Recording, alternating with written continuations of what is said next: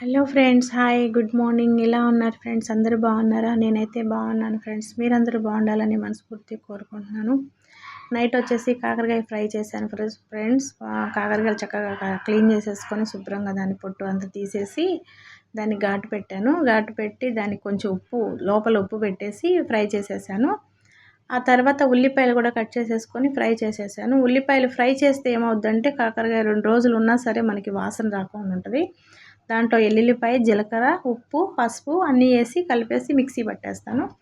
ఆ కాకరకాయలో వేయించిన కాకరకాయలో స్టఫింగ్ చేసేస్తానండి. చాలా బాగుంటుంది కర్రీ అయితే. ఇదొక వెరైటీ. ఎప్పుడు నేను ఎల్లుల్లిపాయ కారం కూడా పెడతాను.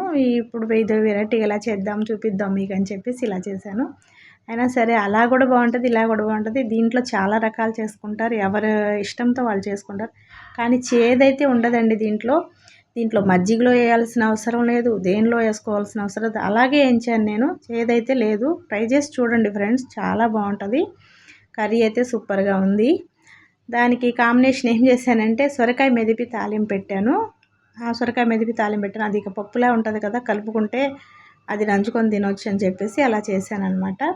దీంట్లో టమాటాలు, పచ్చిమిరకాయలు, ఉప్పు, కారం వేసేసి చక్కగా కుక్కర్లో ఉడకబెట్టేసి మెదిపేసి తాలింపు పెట్టేశాను. మీకు తెలుసు కదా, ఇంతకుముందు చేశాను. మా వీడియో కనుక నచ్చితే లైక్, కామెంట్, సబ్స్క్రైబ్ చేయండి.